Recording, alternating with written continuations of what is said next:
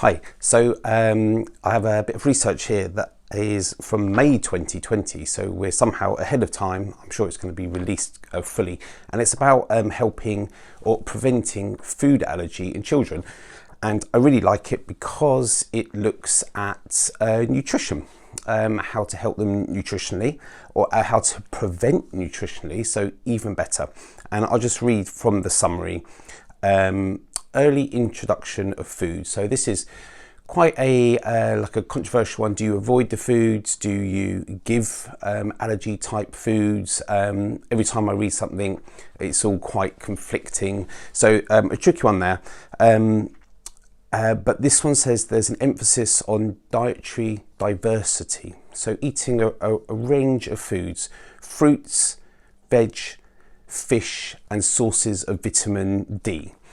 And it says to eat those in pregnancy and lactation and early life for the infants. So it's a great bit of research because lots of mums are maybe breastfeeding and struggling, and they've even mentioned to eat good vitamin D source foods, and it comes up time and time again to get these foods in.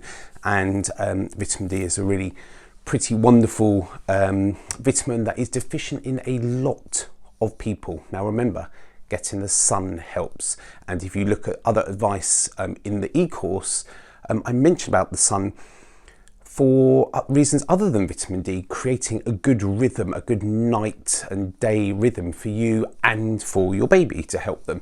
Vitamin D plays a role in huge amounts of things, even gut health. And remember, we look at the gut health a lot for the baby.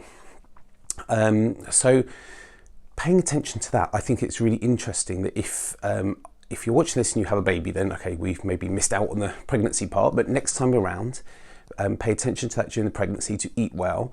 If you're breastfeeding, eat well, which is something I go on about all the time. And this is eating well, isn't it? Because it's fruit and veg and fish. Vitamin D, it's a kind of Mediterranean type style diet. So it's again backing me up on this advice for a mum to look after herself, which then looks after her baby.